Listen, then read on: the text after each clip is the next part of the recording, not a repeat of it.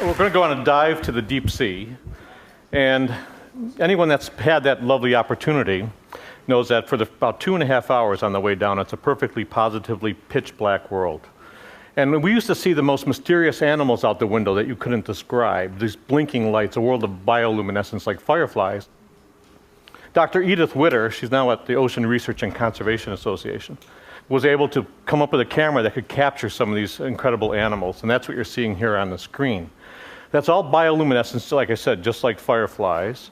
There's a flying turkey under turkey. I'm a geologist by training, but I love that.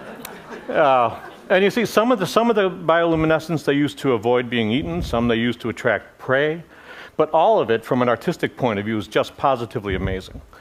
And a lot of what goes on inside, there's a fish with glowing eyes, pulsating eyes. Some of the colors are designed to hypnotize. These lovely patterns. And then this last one of my favorites, this pinwheel design, just absolutely amazing, every single dive. That's the unknown world, and today we've only explored about 3% of what's out there in the ocean. Already we found the world's highest mountains, world's deepest valleys, underwater lakes, underwater waterfalls. A lot of that we shared with you from the stage, and in a place where we thought no life at all, we find more life, we think, in diversity and density than the tropical rainforest, which tells us that we don't know much about this planet at all. There's still 97%, and either that 97% is empty or just full of surprises. But I want to jump up to shallow water now and look at some creatures that are positively amazing. These cephalopods, headfoots. As a kid, I knew them as calamari mostly, but this is an octopus. This is the work of Dr. Roger Hanlon at the Marine Biological Lab. And just fascinating how cephalopods can, with their eyes, incredible eyes, sense their surrounding, look at light, look at patterns. Here's an octopus moving across the reef, finds a spot to settle down, curls up, and then disappears into the background. Tough thing to do.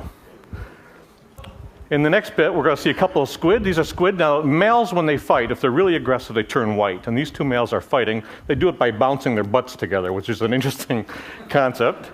Now here's a male on the left and a female on the right, and now the male has managed to split his coloration so that the female only always sees the kinder, gentler squid in him. And the male's on the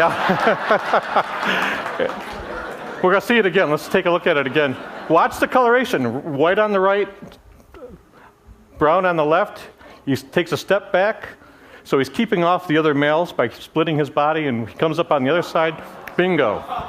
Now, I'm told that's not just a squid phenomenon with males, but I don't know if that's it. Cuttlefish. I love cuttlefish. This is a giant Australian cuttlefish, and there he is, his droopy little eyes up here. But they could do pretty amazing things too. Here we're going to see one backing into a crevice, and watch his tentacles. He just pulls them in, makes them look just like algae. Disappears right into the background.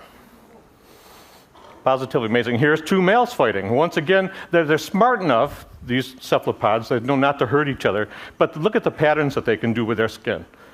Okay? Just an amazing thing. Here's an octopus. Sometimes they don't want to be seen when they move because predators can see them. And here's this guy actually can make himself look like a rock, and looking at his environment can actually slide across the bottom using the waves and the shadows so he can't be seen. He blends right into his motion blends right into the background. The moving rock trick. So we're learning lots new from the shallow water, still exploring that deep, learning lots from the shallow water. There's a good reason why. I mean, the shallow water is full of predators. Here's a barracuda. And if you're an octopus or a cephalopod, you need to really understand how to use your surroundings to hide. In the next scene, you're going to see a nice coral bottom. And you'd see that an octopus would stand out very easily there if you couldn't use your camouflage, use your skin to change color and texture. Here's some algae in the foreground. And an octopus. Isn't that amazing? Now Roger spooked him, so he took off, a cloud of ink, lands, and when he lands, the octopus says, "Look, I've been seen, best thing to do is get as big as I can get." That big brown makes his eye spot very big.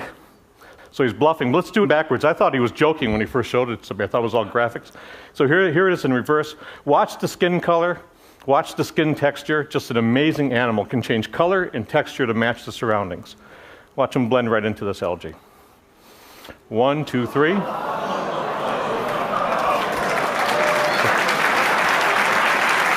And now he's gone, and so am I. Thank you very much. Thank you. Thank you.